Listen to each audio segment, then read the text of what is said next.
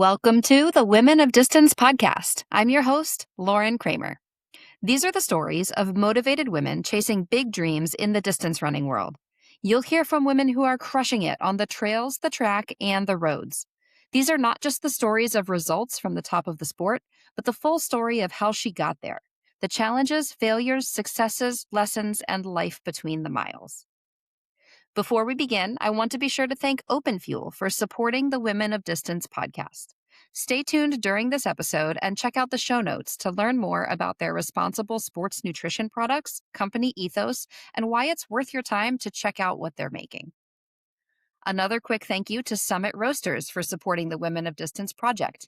Good coffee, roasted fresh in my hometown. Find their website in the show notes along with a special discount code to help support them and the podcast.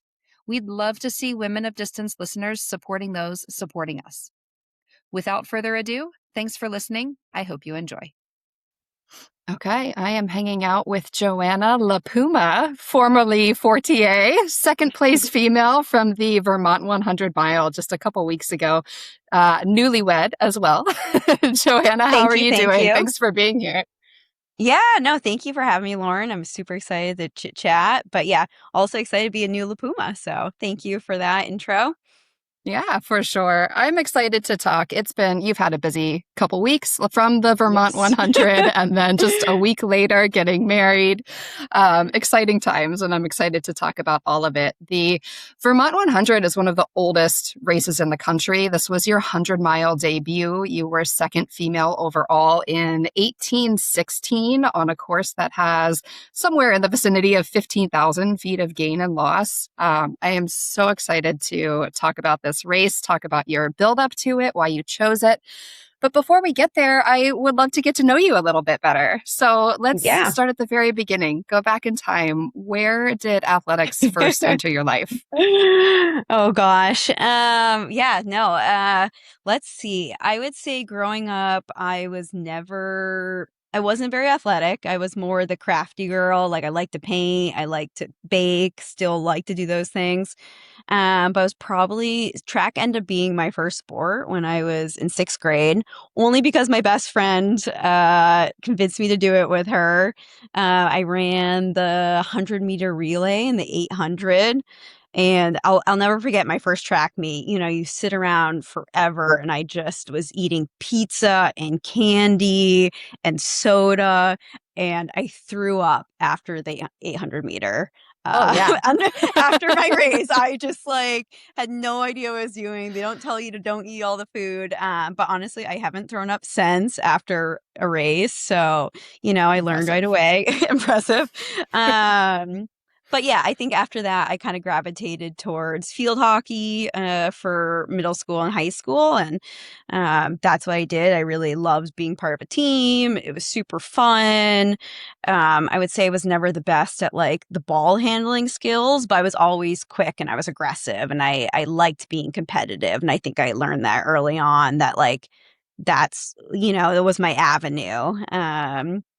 So yeah, I started, after field hockey, I think probably my early 20s, I started kind of hopping into little local 5Ks and just having so much fun, love the energy, but I was certainly there more for the fun, the 10 a.m. beer, the snacks, certainly more of a social person, social runner. So still not really getting that bug yet. And then I moved to Vermont probably actually about 12 years ago. That's still where I'm based. I'm originally from New Hampshire. And then, I moved to Vermont and my cousin's like, you need to do a half marathon. I was like, okay. I was always maybe dabbled in a 10K distance leading up to it. So I did the half and probably in 2 hours. It was nothing impressive, didn't love it, didn't go back to running another half for a long time. But when I moved to Vermont, I didn't know anyone. And so I started getting big into hiking and, spent a lot of time out on the trails. And then I decided to do the 48 footers in New Hampshire, the 4,000 footers, and there's 48 of them. So that was I just got out in the White Mountains and I loved it. And that's like truly where I like found love for the trail and just, I could tell right away I had passion for it. So anytime I could get away to New Hampshire, I was heading over there and camping and getting up super early and hiking. And it just like it really changed me. I was probably in my I was probably in my mid 20s at this point. And just, was getting out on the trails whenever I could. And then from there, I would say, oh, I actually went and backpacked in New Zealand for a few months. And just like, again, I had like a 40-liter pack and I would do like multi-day treks. And this is honestly, I think, when I started actually seeing trail runners and just seeing these people like blow by me. And I had like this big pack and they were doing what I was doing, like, which took me like 3 days. Cause I just feel like in New England, in Vermont, I just wasn't seeing a lot of trail runners just like that. Like it was a very eye-opening thing for me. And so then when I got back from New Zealand, I actually signed up for my first trail race, a little in Jay Peak in Vermont. It was like a half marathon. You run up Jay Peak and you come straight down. And so like it was a lot of hiking. And then I realized I loved running downhill really fast, especially when you didn't have like a big pack on you. And I was just like loving chatting with people on the trail, just having so much fun. I actually won. And so I was like, oh, okay, like, maybe there's something there. Maybe I can do this. And so I think from there, it's kind of a blur. I think kind of fast forward to 2019. And I signed up for my first marathon. I was kind of like in a transition period in my life. I remember it was New Year's Day and I was like, I need to focus. I need something to kind of like ground me and to work towards. So I signed up for a marathon in Maine and it was like in May. So, at this point I didn't really have any running friends. So I just like did all my runs solo, just like training away. And then race day came and I remember it being like really rainy and cold. And just, I remember I put actually 3/4 tights over my shorts because I was worried about being cold. And then I wore a hydration vest because I just didn't know. So I was like, I'm used to wearing my hydration vest on my little trail runs that I was doing. So I had a hydration vest and a raincoat on for the whole race. But, I didn't have a watch and I ended up qualifying for Boston. And I was like, oh, again, like, hey, that was great. I had so much fun. Maybe, I should, keep looking into more races. But then 2020 happened and I kind of just like everything got canceled. Boston got canceled.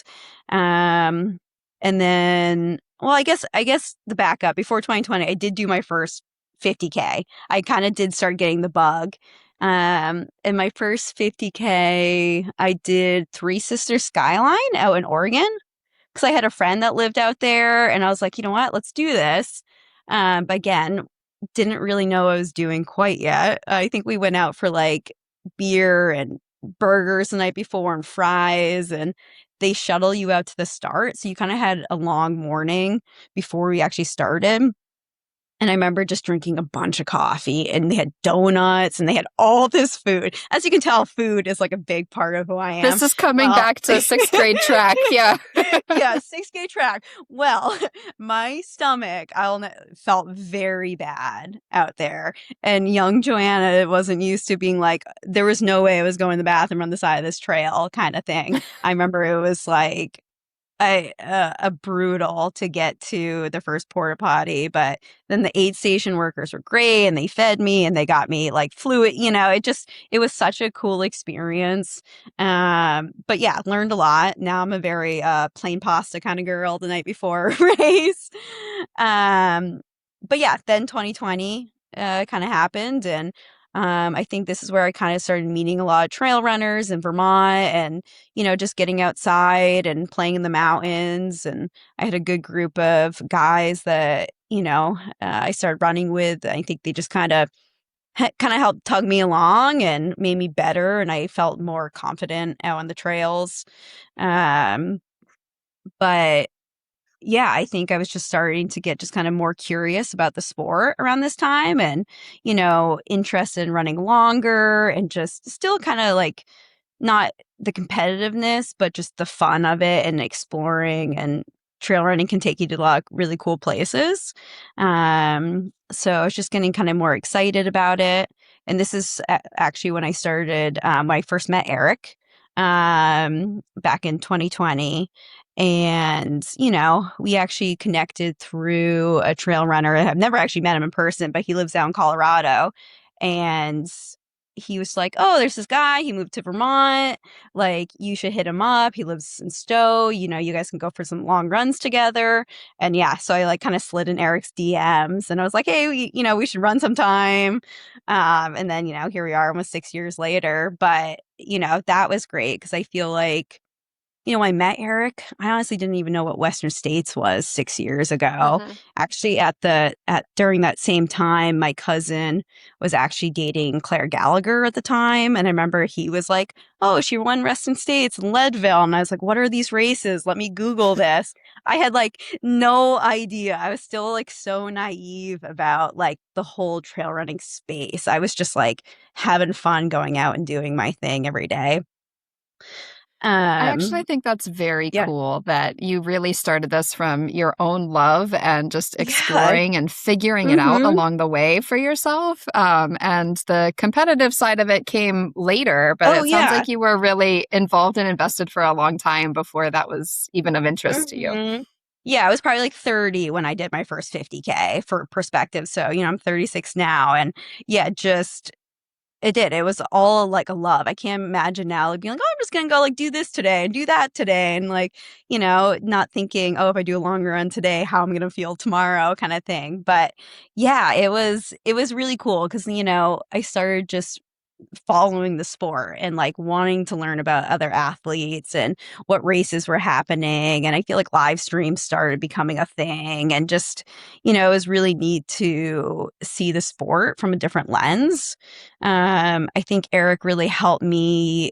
I kind of started training. I kind of was like, "Oh, there's more to it." Like, I think when maybe a week after we started dating, we signed up for like a local 5K together, and he made me run a 5K leading up to the 5K. And then we ran like another 7 miles after. And I was like, "What is this?" Like, I show up to a race, I run the 5K, and I'm done. Like, I had no idea what it was to like double and, think about mileage and building. I think I started kind of being like, "Oh, you can run in the winter or you can run in the dark." It was just like this whole new thing for me. So it was like really exciting, just to kind of to learn and to enter kind of my like training phase and see what my body could do. Like, I now remember the first time I hit 50-mile week and a 60-mile week. I'd celebrate those. I'd be like, "Okay, I'm gonna go get something special." So that like felt really cool. Come back a little bit to some of these Yeah, earlier days yeah. in like learning to navigate your way through the New Mhm. Hampshire mountains and Vermont for that matter. Like the Yeah, mountains up there are challenging and very big, challenging. gnarly trails. Yeah. It sounds like you really were kind of learning your own way and teaching yourself Mhm. and figuring things out, trial and error. Did you have anyone either in your life or in your like awareness at that time that you were learning from or that was teaching you like how to handle yourself in the mountains or where to go or what it was Yeah. to any of that? Yeah, no. Great questions. I feel like a lot of it I did kind of do solo for a bit. It was like I think I needed that confidence to be like I could be alone on the trail by myself and just like I could get to the top of the mountain and feel good and just like experience it how I needed to. But then, yeah, I had a great group of guys that I would kind of train with or run with. And um, I never felt like they were like waiting for me. They didn't baby me. I think they just are like, "You're coming with us. Like, let's go." And, I think with Eric too, he always acknowledged how good of a downhill runner I was. Like, I might not be able to keep up with him uphill, but like I never had someone to compare to, and I knew Eric was a good runner and I could like keep up with him on technical downhill, where I was like, okay, I think my strengths are climbing and technical because, I think from the hiking, I got really comfortable in that kind of terrain. And I think it's what excited me the most is like the technical stuff. But like you said, Vermont and New Hampshire, it's very rocky. It's very rooty. Makes for some hard training. There's definitely days that I'm like, okay, this kind of is not fun. To try to get a long run in, it's going to take twice as long on that train. You never can get into like a good flow state. So I think I've had to be like patient and like, it's easier to get frustrated on some of that stuff. It's easier to trip and get a little like when you're tired. So I think it's helped me kind of like slow down and like be like, okay, I'm going to get there. Like, I can't get frustrated now.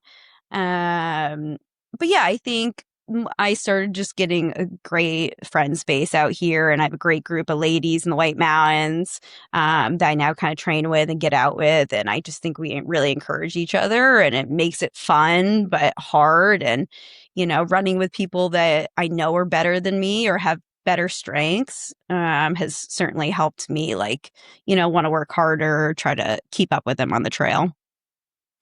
Where Hey folks, quick interruption to tell you a little bit more about OpenFuel. If you're not already familiar, check out their website at openfuel.co. They're on a mission to provide the quality sports nutrition you need without the trash and waste you don't. Their Ultra Fuel drink mix provides 60 grams of carbs and 500 milligrams of sodium per serving, while actually offering great taste at the same time. They have 3 flavor options. Mango Tango is my personal favorite, as well as a naked unflavored option. They also just released a new gel mix that is hands down the smoothest gel I've ever had. It takes about 60 seconds to fully mix their powder with hot water for as much gel as you'll need for your next run. Carry 3 to 4 gel servings in their branded gel flask or any size soft flask you prefer, and your nutrition is fully covered without creating or carrying any trash along the way. I genuinely love and use these products almost every day, and I'm proud to stand with the ethos behind the company. Again, check them out at openfuel.co and use code WOD for 20% off every order, every time, while supporting the podcast at the same time. Now, back to the episode. Where do you think that initial confidence to go out and teach yourself and learn your way through the mountains came from? Like, did you sort of have to develop and teach yourself that, force yourself into it? Or do you feel like you were kind of innately confident in going out on your own?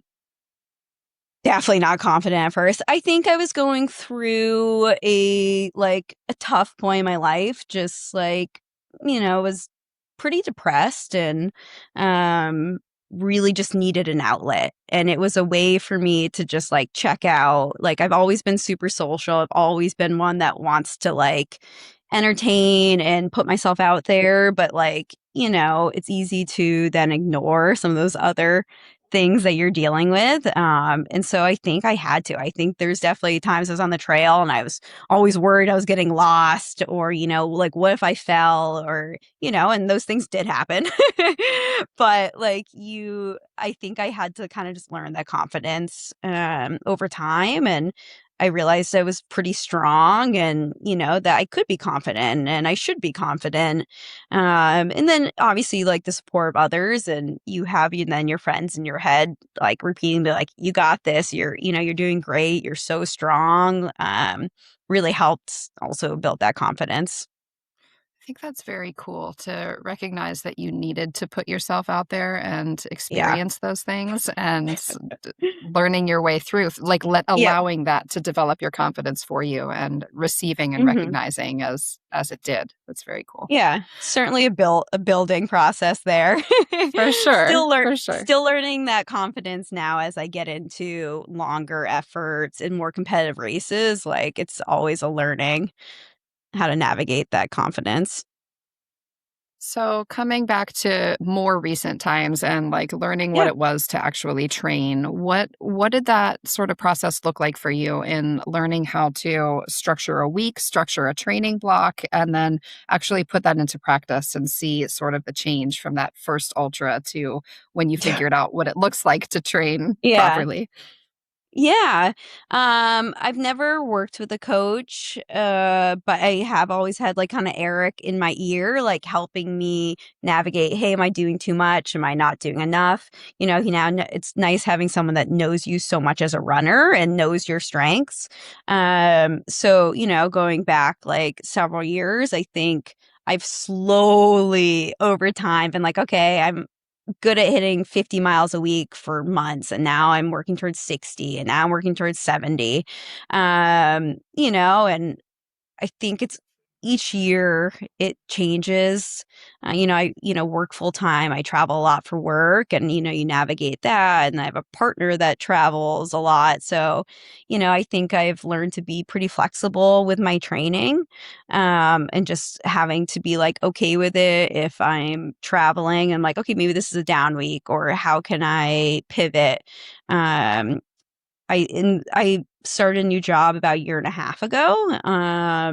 And with this job, it's pretty flexible. So I think it really honestly helped my training a lot where I didn't have to train at 6 a.m. in the dark during the winter anymore. So it's allowed me to kind of stack some more mileage and just kind of figure out what works for my body. Like, I know I'm never going to be a super high volume person. I just think my body's not strong enough. Like, I'm kind of a weak hip knee situation unless I really commit to some more strength, which I probably need to do.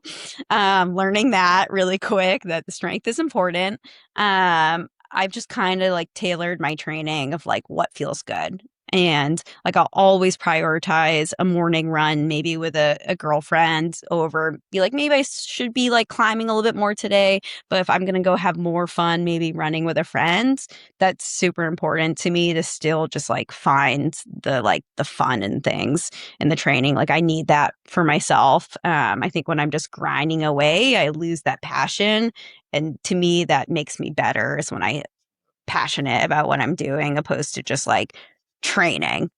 So I really love that. I feel like that's probably unique, especially when you find yourself surrounded by the elite level of the sport yes. and have a lot of friends, family, and that Hmm. is a very competitive environment. And I Yes. think it would be really easy to throw yourself into that grind and Yeah. not take your time building your weekly Yeah. mileage and sort of jump off the deep end. Yep. I think it's really cool to have started from a place of fun and joy on the trails and to at this point still be able to hold on to that being the most important aspect, even as you become Yeah. competitive and structure your training a little bit more. Hmm. That's very Yeah, cool. it's definitely still been a grind, and I think too I do get hung up sometimes when I compare. It's hard not to compare, and especially with you live with someone who's elite runner and I see what other elite runners doing. You always, or at least I always do battle that sometimes, that I should be doing more,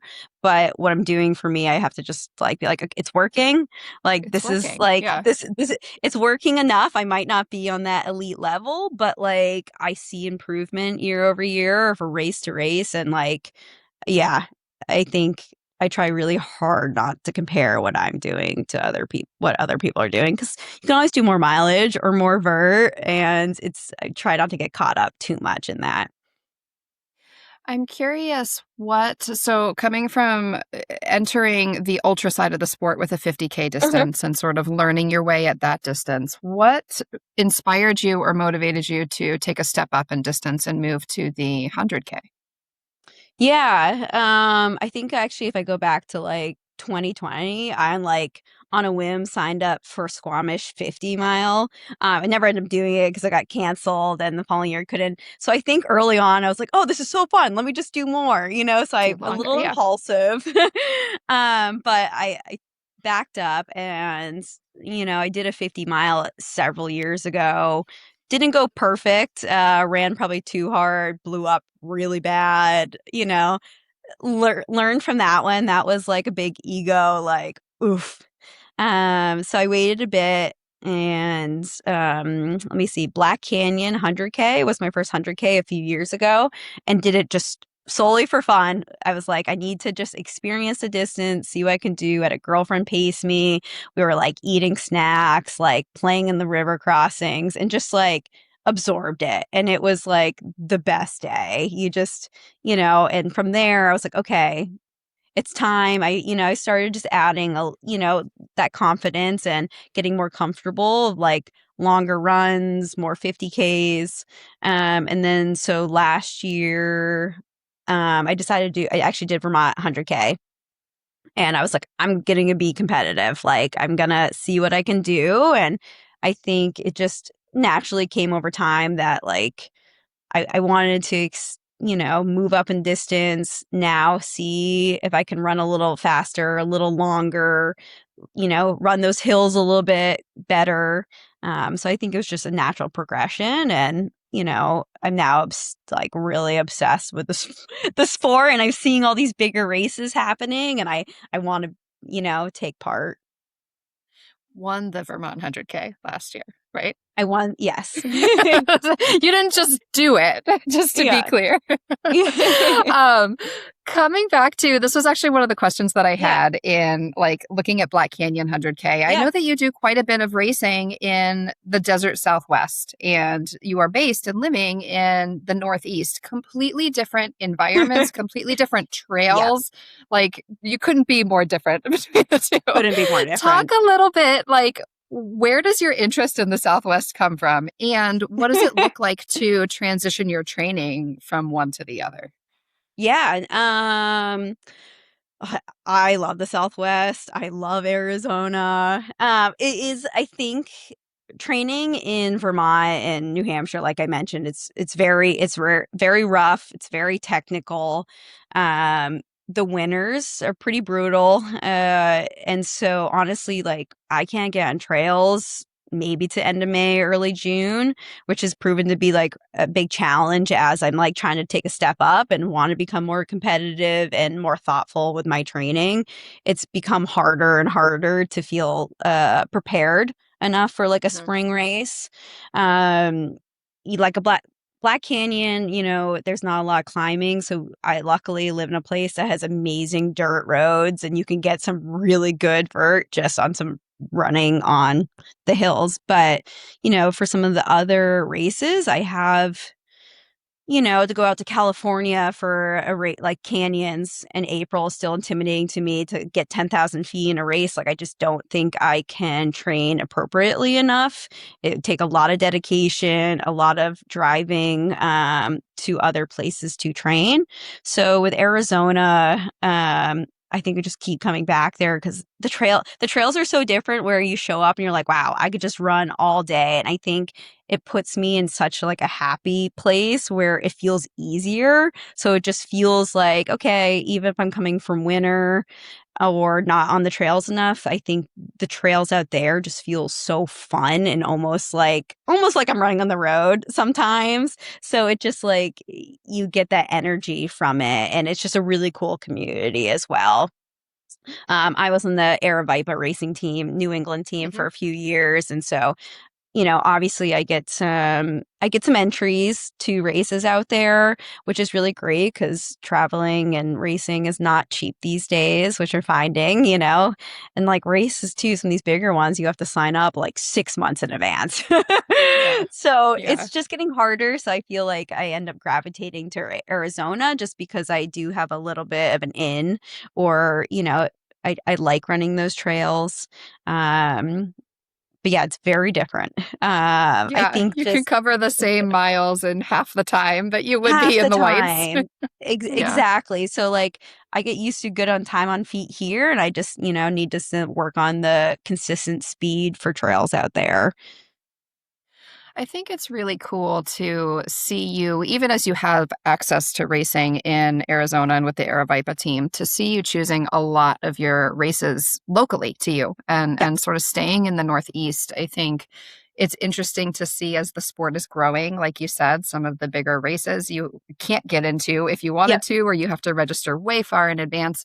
And I think one of the solutions to sort of people keeping the joy and keeping the fun is doing their local races and racing Yep. in your local community. And I enjoy seeing you do that, especially on the East Coast. Talk a little bit then, when did the idea to do the Vermont 100 mile first enter your radar, and what did it look like to sort of plan out the build to that? Yeah.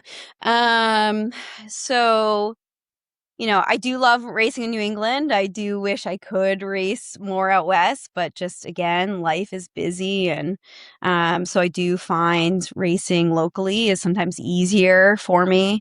I think over the last 2 years, I've always entertained, oh, what I do 100 miles. Like, I've like 2 tickets in Western states. I'm like, I'm always going to just like, it's fun. Let me just race something else so I can put a ticket in there. So there's always been that like idea of maybe someday. And so I think it was probably in the fall, because you have to start thinking about in the fall what you're going to race for the following year. And like I mentioned, I travel a lot for work. I'm usually flying somewhere once a month, if that, or if not more, for work. So I have a kind of a tight window. And then with Eric's schedule too, because I want to be supportive there. But if I'm doing something longer, I want him there to support me. So like I had to really start planning what made the most sense.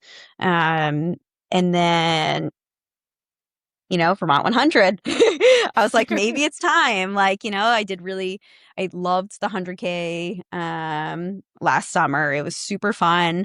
As much as I think I prefer the technical stuff, I realize I'm good at the runnable stuff.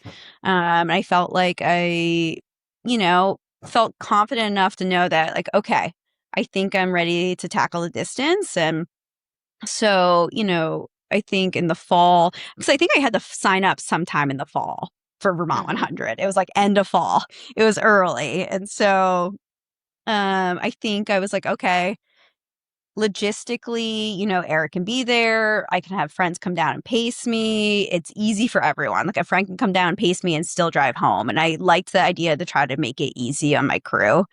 And so I signed up. I think I got in, maybe it was like January, they did the drawing for it. I think I did race in December, end of December in Arizona, which like felt like a start, kicked off my training nicely. Um, and then from there, I kind of was like, okay, what do I need to do to start building for 100 miles? Once I got in, I was actually the last person pulled for Really? 100. Yeah, they want a I was Paramount going to to ask coach. you, Yeah. I thought because you won the 100K, I thought that you got like a bypass on the lottery. You do get a early entry, but at that point I wasn't Okay, sure. Like I wasn't ready I to gotcha. commit. I wanted to think on it. So like I just entered the normal pot. You don't get like an automatic entry. You I gotcha. most likely guaranteed. But I wasn't sure yet if that's what I wanted to do. I was kind of looking around for other stuff to see if anything made sense. But again, with like my window and I couldn't do anything super early in the season, just training through winter. And then the fall is my busiest work time. And so summer was it. So, I got in, I think in January. And so I ended up doing a 50K in end of March, which actually run amok, which is in Vermont. We signed up the morning of, went down the morning, and I was like, I'm doing this. But it does have actually a couple of the same rows as Vermont 100. So that Mm. was like kind of a checkpoint. And then I'd already signed up for a 50 miler in New York in early May.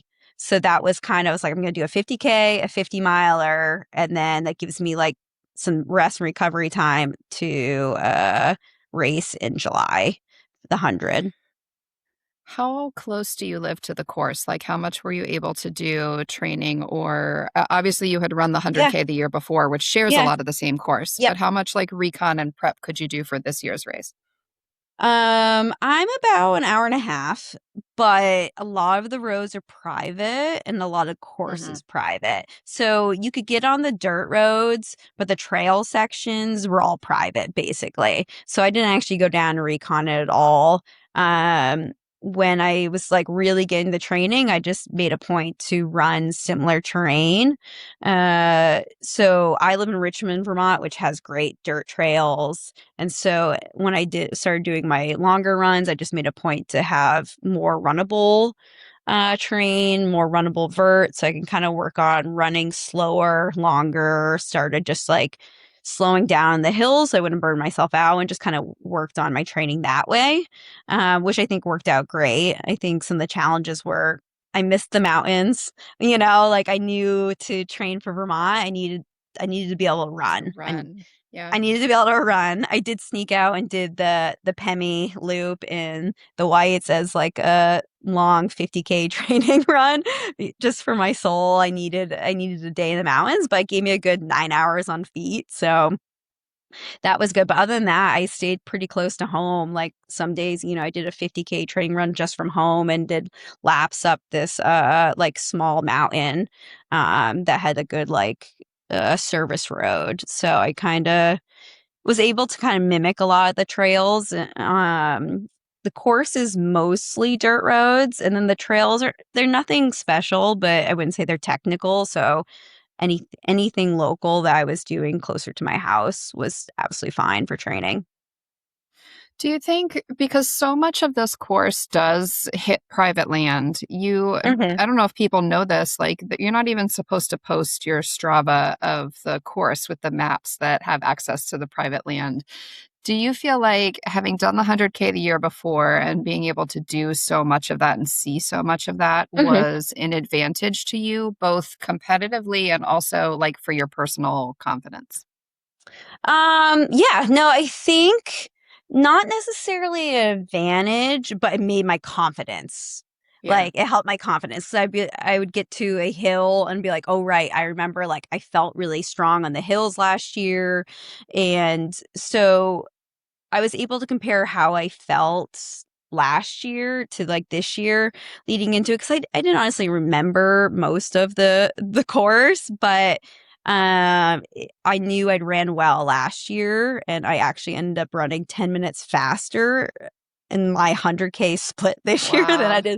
did last year, which I think I knew I would have to be close. We can get into the how the day went later, but so I think that really did throughout the day gave me confidence. Like I felt really strong on the hills last year, and I felt strong on the hills this year. Um, but in terms of, I don't necessarily think it gave me much of an advantage, just because like I think there was a lot of good people out there, and I think they could run. Yeah, I think that's what was really cool about this year's race in Yeah. particular is the women's field specifically was competitive and exciting to Yes. follow. Let's get into talking about the race. Yeah. Let's talk about the history first. Like Vermont is one of the oldest 100 milers in the country. It is a lottery system to get in. It's not as difficult as some other lottery Yep. systems are, but it is challenging to get into. I don't know if listeners will know this either, that this is I think, the only currently existing ultra that has a horse race running in conjunction with it. Same Yes. time, same course, Mhm. mostly the same course. Uh, Mostly. Talk a little bit about just like the setup of the race and the some of the history with it as far as you know it. Yeah. They raise money for Vermont Adaptive, which is really cool. So I can't remember now how much they raised this year. I want to say like 60,000. It was a lot. They do a really great job of trying to get, having the sport be inclusive. And, they have guides out there with different runners. There's different categories for disabilities, which I just like really love. Amy, the race director, she just has so much heart and soul for like the running community and wants to get everyone out there. I think she like pretty much sits at the finish line the whole day and night, just cheering everyone that comes through. But yeah, it's a horse race. So the 100 miles starts at 4 a.m. Honestly, I don't remember what time the horses start. I think it is staggered. And then the 100K doesn't start till 9. Um, I I'm didn't trying actually to look really, this up real quick. I don't yeah, want to no, you interrupt you, should. but the different categories that they have for record keeping in this race Yes. is incredible. And so I'm Yes. searching that while you're talking because I want to make sure to shout it out. But they have men's, women's, Yep. non-binary, but then they've also got multiple adaptive categories, Yes, they visually do. impaired, neurodivergent. Those are just Mm-hmm. off the top of my head. I'll find it while we're Yeah, talking. no, But yeah, it's it's pretty great that you incredible, called the it out. different categories. Yeah. Well, as you mentioned, that they really try to make this mountainous 100-mile, 100K course Mm-hmm. inclusive. They really do. Yeah. And Anyway, like they sorry, I haven't interrupted you. changed. No, I love that. It's a really great call out. The race itself hasn't changed that much, but they are adapting to things like that to be like, hey, we see that there's a need for this. Like, how can we help? Like the race director Amy was there at 3:30 in the morning, 4 a.m. to like pace one of these athletes with disability in the morning. Like, they get a special extra help, but she was there to help these people out, and it was just really amazing to see.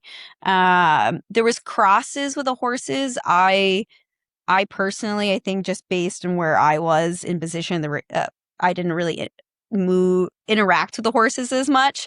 Towards the end of the night, I started seeing them, which is just also really cool. I can't imagine riding a horse for that long, but yeah, they still do it. Like so everything that we're like on for the most part, the horses are on. Um, I think that's really cool too. And just another thing people should pay attention to is this one of the oldest races in the country holding on to their history and the pieces that are mhm, important to them while also adapting and evolving to the current demands of the sport and the people who are in it. Um, completely. Okay, so I found it. It's for the overall categories. Each category has a female, male, and non-binary record, and they have overall, visually impaired, mobility impaired, and neurodiverse, and that's for both the 100-mile and the 100K record books. That's Yeah, so it's cool, really cool. Yeah. You don't see that very often, and they're really stepping it up there. Good old little especially in Vermont. an old race. Yeah. Yeah. Okay, so coming into race day or race weekend, talk a little bit about what you envisioned for yourself heading into Mhm. the day, what kind of goals and strategies you had for yourself coming into it. Yeah, I think obviously going into this race, I had more nerves than any other race. Like, honestly, I think they sent an email out the week before being like, hey, if you want to cancel for whatever reason, we'll give you some money back. I'm guessing there was a lot of people on the wait list. I like thought about it. I was like, my training went well, but like I thought about it. I was like, maybe I can do something in September. Like, I I just was so nervous and I was kind of getting a little overwhelmed by it, putting that pressure on myself. I also kind of was feeling like I was really fit. And for the first time, I really wanted to be competitive and maybe like 100K. And I'm like, am I going to be like missing out to like, I didn't know what was going to happen this 100 miles. And so I was very nervous going into it. But, I had a great crew. Eric was crewing me the whole time. And then I had two of my girlfriends coming in to pace me, one for about like 7 miles, and then Sarah Gage, who actually won Vermont 100 outright a few years ago, who's a newer friend, and she flew in from Texas, and she's like, I got you, just So like a cool. friend. Yeah, her family lives pretty close to me and just kind of connected through Strava. And I was like, what better person than this just like badass lady who's won this race outright to come? Like, and she knew she was in for whatever. I had no idea what to expect. So I felt like really good from a crew standpoint that I was like, okay, I got the crew. I don't have to worry about that. I felt pretty good that like I could get to 70 miles, no problem, that my body could, do that. And from there, I'd pick up my first pacer. So in my head, I was like, it's a 70-mile race. And then like whatever else I needed to do. But yeah, I did a good taper. Like I was feeling pretty good. My knee was kind of in question leading into the race, kind of just like a knee thing, kind of stemming from like a weak hip, weak glute, and just kind of compresses down my knee. So just I think that was my big question mark, as well as the weather. Like Vermont can be really, really hot and really, really humid. So I was like, I don't know. You can't com- you you can't do a whole lot to prepare for that sometimes if it's 90 degrees and 75% humidity. So I think those were my two big factors I was worried about was like my knee and the weather. And then Was smoke a factor yeah, for you that weekend? Because it had been through the week that week. through the week, it looked like it was clearing out. So we were really thankful that, we had no smoke. It was clear as day, which was good. We did get a bunch of rain actually on race day. But leading up to the race, my biggest goal was to finish. Like I didn't want to walk it in. That was something I knew. I didn't want to put myself in a position where nothing's wrong with walking it in, but just like what I put into it in the training, I didn't want to walk the last 30 miles. So I wanted to be smart. My goal was to run smart. I had splits kind of from 17 to 20 hours. So I knew based on like what I've done in Vermont 100, what I ran my 50 miler, that was similar terrain. I kind of was like on this course, I think that's my window. And within that window, I knew in past years that would make me somewhat competitive. The goal was never to be competitive and put myself out there, but if I ran smart and hit in that window, I would be somewhere in the mix. So that was kind of I didn't want to add the pressure of being competitive, but I wasn't going to like let up. The biggest goal was to be smart. I thought that would be my strength to be like, okay, go into this dialed, make sure my nutrition's good. So those were kind of like my focuses going into the race. How did that strategy play out for you as you stood on the start line, surrounded by all of these women Oh, who are there to compete, yourself yep. included? Yep. Well, Amy, the race director, put glitter on my face at 3:30 in the morning, and I was like, okay, I'm ready. The glitter is on. We are just War I paint. was war paint. I was actually finally then I think excited. It was dark. It's not something I'm, super confident like running in the dark as much, but with that many people, you're like, okay, I'm good. I put myself in the front of the line because I think more women need to just stand in the front. Good for you. I had like Camille Herron like right next to me. I was like, okay, she took off. But no, I think the day like it started out really well. It was kind of perfect weather. It was a little cooler. I knew it was going to rain. So I last minute took my coat off. I was like, you don't need your coat. You don't need your coat. You're strong enough. Just go.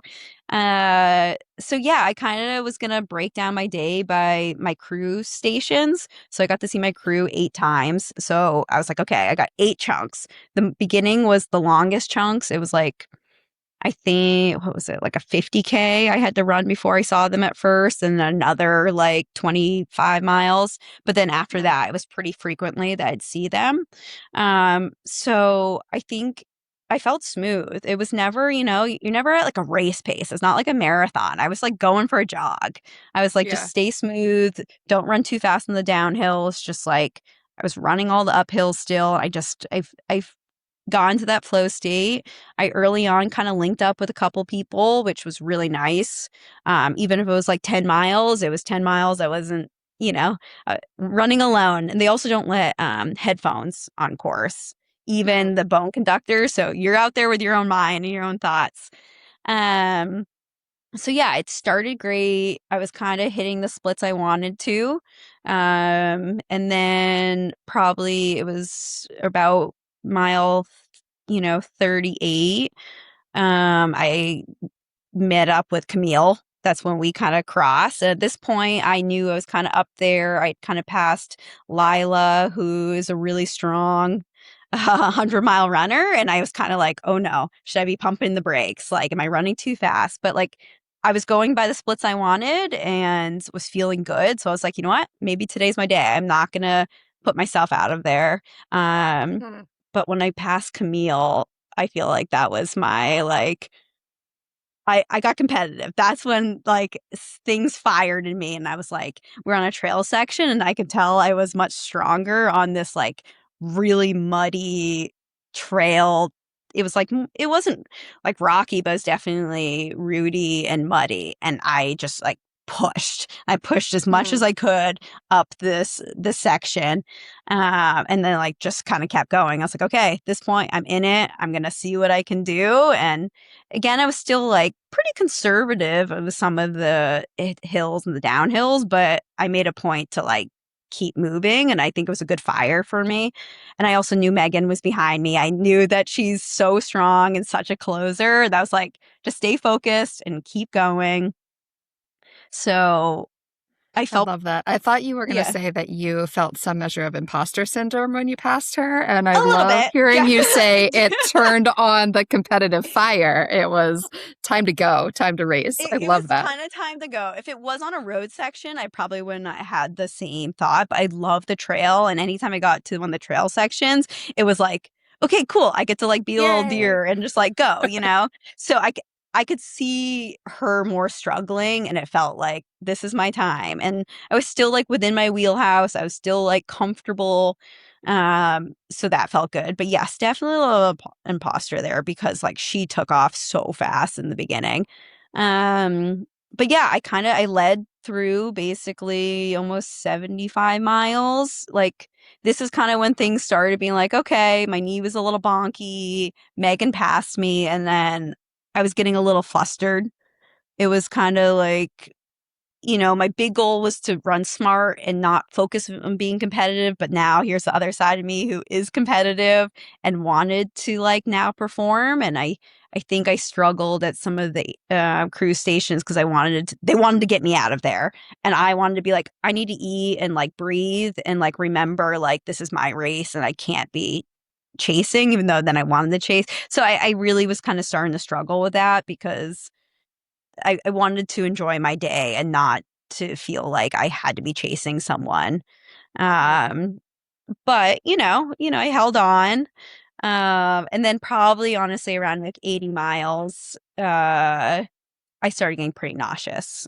And honestly, like I feel still was feeling pretty strong in all the climbs. My body was still moving pretty good, but I haven't really dealt with being nauseous like that before. And it was a new thing for me. And I think mentally I was having a hard time figuring it out. Mhm. Um, it was like a lot of burping and farting and just feeling bad. And you'd run downhill and like all the jostling, and I'd feel worse. So it was like, it was a new thing for me that I just didn't feel strong enough to push through as much. I was worried if I did throw up, how I was going to handle it, because I hate throwing up. I obviously haven't done it in like, 30 years or 25 years. And I'm like, wow, this is a whole nother level. Like, my body doesn't know how to act after 16 hours, and um, was really slowing me down a bit. I was very happy with how my legs were feeling. Like, again, I was like, okay, I'm going to try to just now push the hills a little bit harder, since I'm now struggling with the downhills, because it felt harder in my stomach. And my pacer, Sarah, she was trying to get me to eat more, but I was having a hard time eating because I was just so afraid of throwing up. And I think that's where my lack of experience a little bit in this distance, and being out for that long, that I was having a hard time. I was just going to ask, like, how much of this do you feel like you were able to work through in your own head Mhm. and push yourself forward? And how Yeah. much did you feel like your pacers were a tool for you in that department? Yeah. Yeah, the pacers were great. I feel like at this my first pacer, I was still feeling pretty good. So like for us, we were just chit-chatting. It was nice to have someone to chat with that like, I love, and that brings the energy. But Sarah, she had the brunt of it. She was dealing with me some low moments. I think I realized and learned about myself that like physical pain, I got like as much as I wanted to stop and just walk, my like I was like, I could just walk right now. But, like, I was able to be like, "You know what? Just keep moving your legs, keep spinning them." That, like, felt cool to kinda work through that in my head.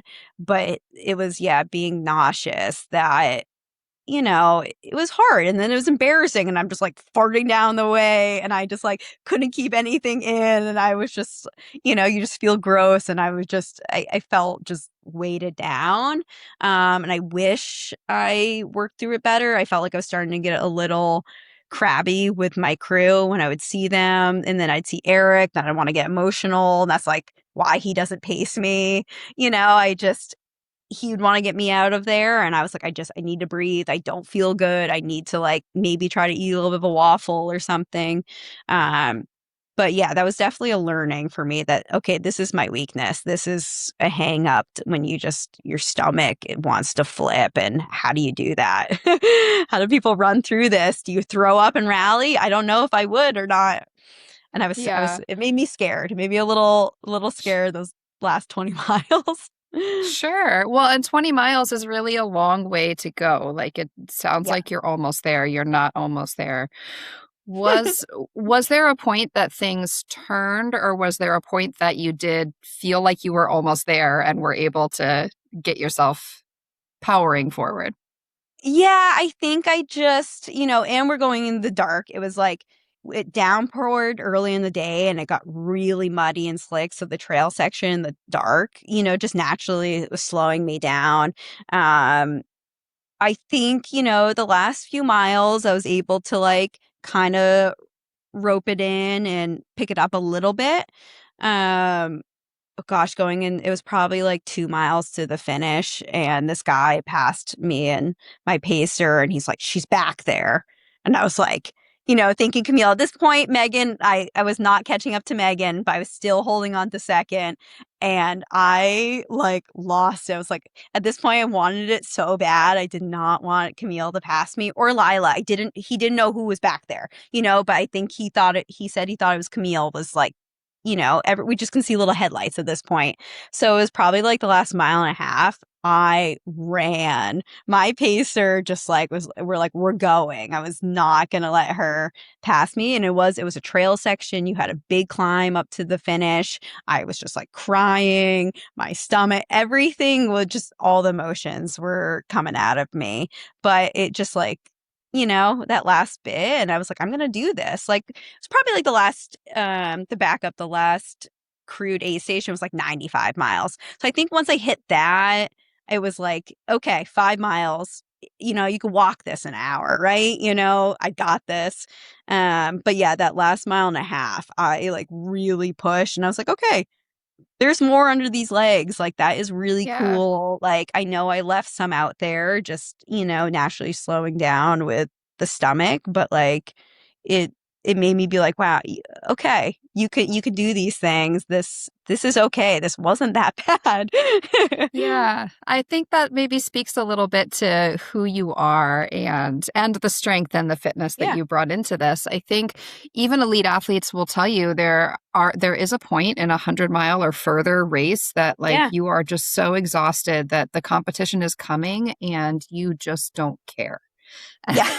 You're just, Yeah. okay, Oh yeah. You just whatever. don't Like, care. I Yeah. can't do anymore. I'm so tired. Yeah. And I think it speaks to your personality, your competitive side, but also, again, just like your preparedness and fitness for this, that you were Hmm. able to mentally push yourself through those last mile and a half, two Yeah. miles to dig deep and hang Hmm. on to it and Yeah. stick with it. I There was no choice. I even told my parents, I'm like, you gotta move. Like I was like tripping over her. I was like, but I it love did. that. It was, I didn't know how I'd react in any of those miles. And so it was cool to kind of be like, you know what, I held on this long. I'm gonna keep holding on. Um, I want to come back to learnings in a second, but yeah. what crossing that finish line, second female in your first 100-mile in a competitive field, like what are those first feelings coming across the finish line? Finishing it, doing it well. It was the wildest experience. Like I just like couldn't honestly fathom. I couldn't even catch my breath. I was crying so hard. I was just like, the race director came to hug me and Eric came to hug me, and like you just had all these cameras. I would say with being competitive with Megan there was a lot more attention this year and Camille in the race, and so I wasn't used to just finishing having cameras in my face in the dark and just like I was so exhausted, but like I was so proud and I was so overwhelmed with just like joy. I was like, you know, I just ran 100 miles and I couldn't even fathom that, like, oh, that the day's over. I'm done. Like, you can just, you're like, just like anything, you kind of just like forgot everything I just did and Mhm. was just very proud of myself. Which, it's hard sometimes in these races to really truly finish and be like, I am 100% proud of everything I did and like wouldn't change it. And, you know, that's how I had to feel at the finish. I just like, I could care less about anything else. I was done and I was very happy. I love hearing that. I love it. Okay, coming back to what you learned. What did you learn both about the distance itself and also what did you learn about yourself in the process of doing it? Yeah, I think I learned that like I can do the distance and like it is really exciting. Like my body, I don't know how to do it at a more like mountainy technical one. But I think this was a great place to start. I think I would love to do one again because I know my body can handle it. And like I mentally could handle it. And there was, you know, I didn't like how I handled like the later on stages when I was getting a little very nauseous. I did feel a little bit more crabbier than I wanted to and I was losing that fun. I wanted to still like be like, "Oh, I don't feel great, but like I could still laugh and like joke with people passing me." And there were some people that would like link on to us and I just didn't have the capacity anymore to like talk to these strangers when they could tell I was struggling and I hated that because I love those interactions with the people you meet like in a race on a trail and just like you hear great stories and I felt like I was disconnected. I couldn't like give any I couldn't talk to these other people that I just had to focus. And so I think I needed to like kind of like breathe a little bit and be like, you know what, you still got this. Like everyone feels bad, like, but still enjoy it.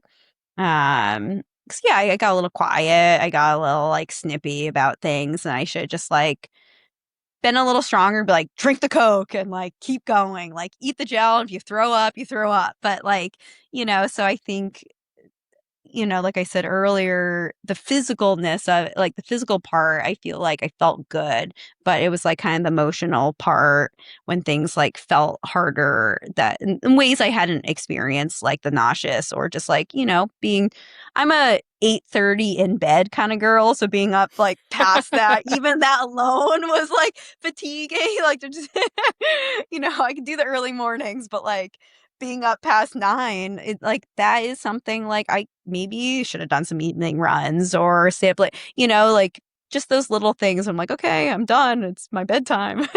I Yeah. resonate with this so deeply. Like, Yeah. I think about races like Hard Rock, Yeah. and like, I mean, there's a Oh, lot of reasons why I couldn't do something or yeah. wouldn't do something like that. But a big piece is the overnight and into the next day, and Yes. being able to go home and go to bed at the end of your 100-mile is a huge Yes. reward and a huge motivator.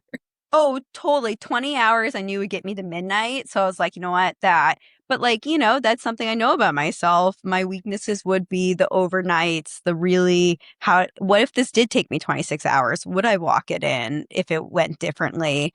So with Vermont being so runnable, I knew it would be a little faster as a really good one to like really learn and test that.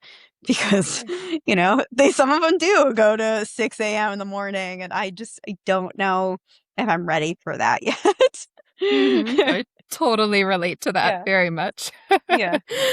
Okay, Uh-huh. how is the recovery going? I think recovering from 100 miles is sometimes the bigger beast than the running of it.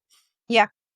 Yeah. That night, I don't think I even slept at all, like maybe an hour. I was having like the worst, like my legs were like spasming, like just like I couldn't rest. And then the next day, or next day or two, I was having like a spasm in my right glute, Mm. which makes sense. Like I was feeling my knee, but it's really my like right glute is a little weak.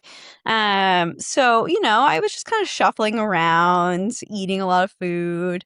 But like you mentioned earlier, I got married a week later. So honestly, that week I took the whole week off from running. It's been a while. I just, probably 3 days later, my legs were like, oh, you could probably run. But I was like, you know what? It was so nice to not think about it. I was getting pretty fatigued still in the evenings. The evenings would come around and I was like, I was done. My boss was like, just take it easy this week. Nothing's really happening. It's not a big deal. So I was laying on the couch a lot with my laptop working. Perfect and way then to just work. really, Yeah. yeah, Horizontal. really then focusing on like my wedding. And honestly, if I didn't have the wedding over the weekend, I probably maybe would have jogged a few miles, but it was good to like take that element out of my week. But yeah, just a lot of eating and relaxing. I still was eating a lot, then worrying I wasn't going to fit into my wedding dress, which maybe I would not recommend doing the back-to-back events. So, well, this was a question I had. Which date was on the calendar first, the race or the wedding? I think the race. I think. Okay. We did a very small wedding and we have a very small window of dates that worked for us. So I think the race was actually on the calendar first. And I was like, oh no, it'd be great. I'll have all this extra time. I won't have to run. And I was like so tired and spent. Like I used all the capacity and stress in me. So, it worked out, but I did just start running again yesterday. Doing some easy, or maybe a couple days ago now at this point, some easy hour runs, and things feel pretty good, a little tight. But I really do value time off. Like, I love running, but I really love being lazy too. I love just walking with my dog and relaxing and not thinking about it, not thinking about, oh, okay, what am I doing for a run today? Am I running before work, after work, both? So it's been a really nice, just break for me mentally as well as physically. I think the rest is super important. Yeah, totally. Important questions here. What shoes did you wear to your wedding that allowed you to be comfortable on your feet a week after running 100 miles? Yeah, I thought you were gonna ask what I wore in the race, but this is even better. I wore some gold heels. I would not say heels. I'm so impressed. Yeah, I don't normally wear heels. Definitely did not think about that when I, going into it when I bought it about my feet. Honestly, my feet felt great in the race. Like I had one little blister and one little black toe, but I went and got my toes done a couple days before the race. I mean, before my wedding, not the race. But yeah, no, my feet felt great. So I didn't wear them super long. So then what shoes did you wear in the race that allowed your feet to feel great to wear heels at your wedding? Yes, I wore the Gravic Speed Ultra 2s. So I raced in them, or maybe I raced in the ones the year before for Vermont 100. And so they have a plate, but they were great for that kind of terrain. It's fast, like dirt roads, mud, not super technical trail. But yeah, my feet felt great. It was the least of my worries was my feet, which was really nice. I did actually order some Mount Coast as a last minute panic to have a backup shoe because I was oh, maybe I need a backup shoe. But they arrived the day after the race. So my planning, I didn't nail that one. But thankfully I didn't need to change my shoes. Okay. Shout out to the ASUs. All right. Yeah, they're great. Okay. What is coming up next for you? Coming off of this big achievement, big recovery and rest, big celebration. Now what? Yeah. Now what? Just resting. Honestly, the only race I have on my calendar for rest of the year is Valencia Marathon in December. Oh, okay. That's exciting. I like to slide in a marathon here and there. I'm actually calling it my retirement marathon. I don't want to really focus on marathons, but they are really fun to do and a good check-in. But I'm going out with some girlfriends in Spain, so it's gonna be great. But I'm gonna be in Europe for a month in the next 2 weeks. So just with that, couldn't really plug in a race, but I might try to find something in late September to maybe squeeze in my calendar, maybe a shorter race, maybe a 50K if I can find one, and then I'll kind of shift into road mode. Yeah, flat and fast in Valencia. When was the last time you Yeah. ran a road marathon? I ran Berlin Marathon last year. I was out there for Okay. work. So I work for Morton. So I'm the North America events manager. So I'll be at Chicago and Boston. So last year I was at Berlin, Chicago, New York. So you're So working all the big I'm fast working road all of marathons. them. But yeah, so between that, it's just like I realized last year I learned it was really hard for me to train for anything else. So then I ended the year last year with the 50K in Arizona. So this year was like December makes sense. And that's like the good time for me to race. But honestly, like I'm like, oh, JFK would be so good in end of November. I feel like I could do well on that course. I'm like, I think it's a little too close to Valencia, but maybe Valencia might be more fun. And like in terms of run it fun, not No super pressure. Yeah. fast, but no pressure. Yeah. But yeah, so it's pretty open. I really just want to enjoy the next month and get back out in the mountains and, move the legs and see if I can fit something else in. Awesome. Awesome. All right. Last question I have for you. And this is a question I ask of everyone who comes on the podcast. If you could go back and give your 20-year-old self one piece of advice, what would you tell her? Oh, 20. I was such a different person then. I don't even like running was not even on the radar. I would tell myself to probably, it sounds corny, but yeah, be more confident, be brave. I feel like I did what everyone else was doing and going with the flow. And it just, I didn't really do my own thing at that point. I wish I did. I found so much more joy in life when I kind of was like, this is what I like. This is what I'm passionate about, and like ran with it. I love that. I love that. And you're doing that now, Yeah, clearly, it seems I'm like. doing that now. Yeah. Awesome. Joanna, I have really enjoyed getting to know you. Really appreciate you sharing your story, sharing about the race, and just again, congratulations on your wedding, your marriage, and excited to see where things go for you the rest of the year from here. So thank you so much. It Thanks was so great to chat. much. Yeah, no, this was super fun. Thank you. Mhm. Bye.